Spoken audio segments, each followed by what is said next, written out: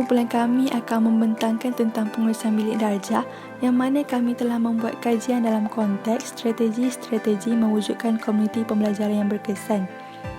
Objektif kajian kami ialah pertama, untuk mengenal pasti faktor kajian tentang pengurusan bilik darjah.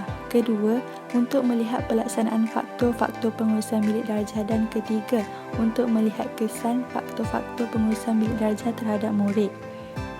Seterusnya terdapat 5 faktor dalam kajian kami iaitu susunan bilik darjah, pusat pembelajaran, pentadbiran bilik darjah, pusat bahan pembelajaran dan pusat sumber pembelajaran.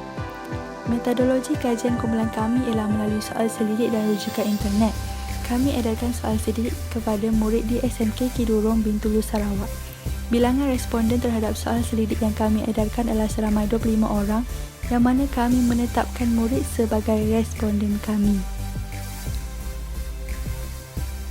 Faktor pertama yang menjadi kajian kami dalam topik pengurusan bilik darjah adalah susunan fizikal bilik darjah. Seperti yang kita tahu, bilik darjah merupakan komponen yang amat penting buat semua pelajar untuk memperoleh suasana pembelajaran yang kondusif dan berkualiti. Antara aspek penting di bawah faktor ini adalah bentuk susunan meja di dalam bilik darjah.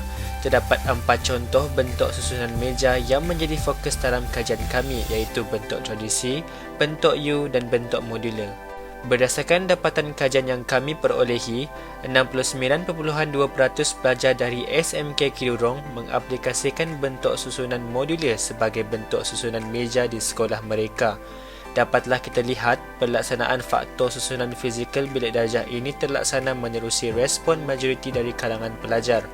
Bentuk susunan meja ini berkemungkinan dipengaruhi oleh pelbagai faktor yang menjadi pilihan untuk diaplikasikan di kebanyakan sekolah untuk pelajar.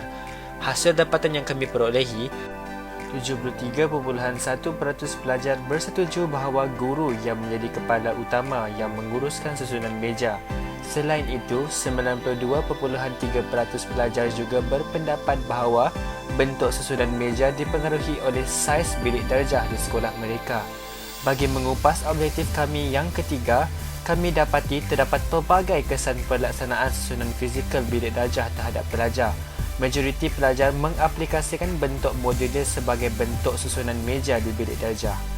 Antara kesan bentuk modular ini terhadap pelajar adalah 84.6% pelajar bersetuju bahawa susunan meja ini mempengaruhi suasana bilik darjah. Bentuk modular yang memfokuskan interaksi kumpulan dan juga interaksi guru dengan pelajar juga dipersetujui oleh majoriti pelajar.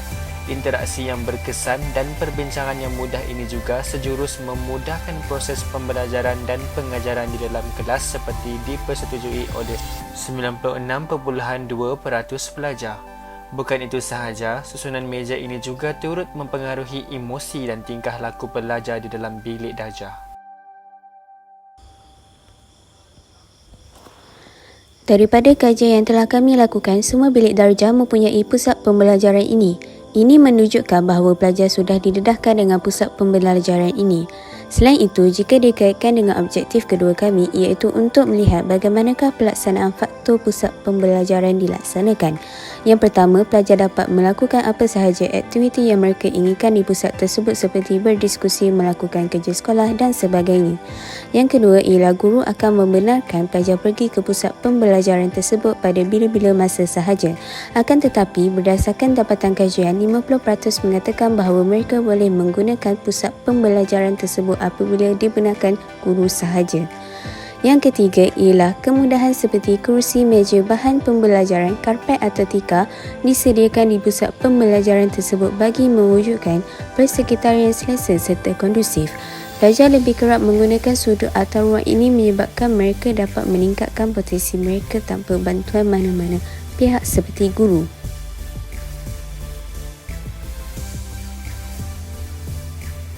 Apakah kesan faktor ini kepada pelajar? Yang pertama, kewujudan pusat pembelajaran telah membuka ruang dan peluang kepada pelajar meneroka ilmu dengan kemampuan diri mereka sendiri. Yang kedua, ianya telah memberi kesan pada proses pengajaran dan pembelajaran di mana pelajar dapat meningkatkan kemahiran komunikasi mereka dengan guru.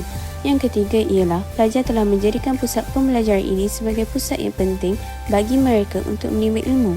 Hal ini demikian kerana mereka dapat mengembangkan potensi serta pemikiran mereka dengan kreatif dan inovatif.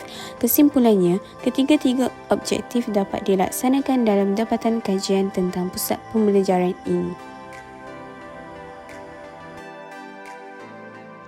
Berdasarkan dapatan kajian, pentadbiran di sekolah SMK Kidurong diuruskan dengan baik dan sebanyak 73.1% pelajar yang mematuhi pentadbiran bilik darjah.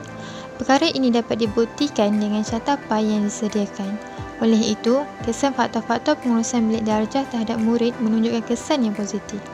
Kebanyakan pelajar didedahkan terlebih dahulu dengan sistem bilik darjah agar mereka lebih faham dan dapat mengikuti pentadbiran bilik darjah dengan baik. Akan tetapi, ada juga segelintir pelajar yang tidak jelas dengan tujuan pentadbiran bilik darjah. Walau bagaimanapun, objektif pertama iaitu mengenal pasti faktor kajian tentang pengurusan bilik darjah dapat dicapai. Guru-guru yang bertanggungjawab dalam melaksanakan pentadbiran ini juga melaksanakan tugasan dengan baik seperti mencatatkan kehadiran pelajar dan membantu pelajar menguruskan bilik darjah. Berdasarkan peratusan tersebut, jelaslah bahawa objektif kedua iaitu pelaksanaan faktor pengurusan bilik darjah dapat dicapai.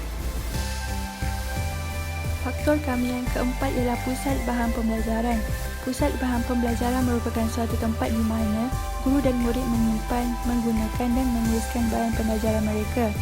Berdasarkan dapatan kajian kami, bagi mencapai objektif kami yang pertama, iaitu untuk mengenal pasti faktor kajian tentang pengurusan bilik darjah, majoriti responden bersetuju yang mana pusat bahan pembelajaran di sekolah mereka menyediakan bahan-bahan pembelajaran seperti papan putih, projektor LCD dan banyak lagi. Seterusnya merujuk kepada objektif kedua kami iaitu untuk melihat pelaksanaan faktor-faktor pengurusan bilik darjah. Berdasarkan kepada respon terhadap soal selidik yang kami edarkan, semua pusat bahan pembelajaran di sekolah mereka berada dalam keadaan yang baik. Ini menunjukkan bahawa para pelajar peka akan pengurusan pusat bahan pembelajaran mereka. Tambahan pula, kebanyakan responden juga bersetuju bahawa pusat bahan pembelajaran di sekolah mereka mempunyai bahan yang mencukupi untuk kegunaan pelajar. Jadi, peratusan responden terhadap soalan tersebut dapat membuktikan bahawa objektif untuk melihat pelaksanaan faktor pengurusan bilik darjah tercapai. Bagi mencapai objektif kajian kami yang ketiga, iaitu untuk melihat kesan faktor-faktor pengurusan bilik darjah terhadap murid, kami menyediakan soalan aneka pilihan untuk melihat pilihan jawapan yang mendapat peratusan yang tertinggi. Responden majoritinya bersetuju bahawa tujuan pusat bahan pembelajaran diwujudkan adalah untuk memudahkan pelajar menggunakan bahan rujukan. Bagi kesan pusat bahan pembelajaran terhadap pelajar pula, responden bersetuju bahawa kesan daripada wujudnya pusat bahan pembelajaran ialah pelajar menjadi lebih berdisiplin dalam menjaga pusat bahan pembelajaran supaya sentiasa dalam keadaan yang baik. Jadi, berdasarkan peratusan daripada kedua-dua soalan ini, secara umumnya objektif ketiga kami untuk melihat kesan faktor-faktor pengurusan bilik darjah terhadap murid tercapai. Faktor terakhir di bawah pengurusan bilik darjah adalah pusat sumber pembelajaran.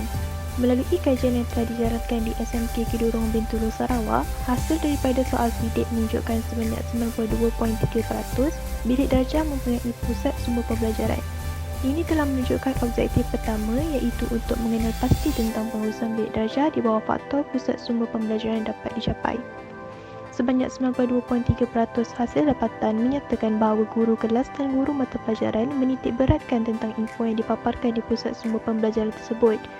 Kebanyakan pelajar iaitu sebanyak 73.1% menggunakan info tersebut sebagai bahan rujukan mereka. Melalui peratusan tersebut, objektif kedua iaitu pelaksanaan pengurusan bilik darjah di bawah faktor pusat sumber pembelajaran turut dapat dicapai. Sebanyak 96.2% pelajar bersetuju bahawa pusat sumber pembelajaran ini penting di dalam bilik darjah dan mereka berpendapat dengan wujudnya pusat sumber pembelajaran ini mampu membantu pelajar dalam proses pengajaran dan pembelajaran. Melalui soal selidik yang memerlukan jawapan pendapat dari pelajar, sebanyak 53.8% pelajar iaitu majoritinya berpendapat pusat sumber pembelajaran yang dikemas kini akan menjadikan pelajar peka terhadap topik yang dipelajari. Melalui ketiga-tiga peratusan ini, secara amnya menjadikan objektif ketiga iaitu untuk melihat kesan pengurusan bilik darjah terhadap pelajar turut dapat dicapai. Secara keseluruhannya, kami dapat merumuskan bahawa betapa pentingnya pengurusan bilik darjah untuk kemaslahatan bersama. Justru itu, Kajian kami juga menunjukkan kesan yang positif dan pihak SMK Kidurong telah melaksanakan pengurusan bilik darjah dengan baik. Jelaslah bahawa objektif kami dapat dicapai. Seterusnya, kepentingan pengurusan bilik darjah bergerak seiring dengan faktor yang telah dinyatakan dalam kajian kami. Sekian, terima kasih.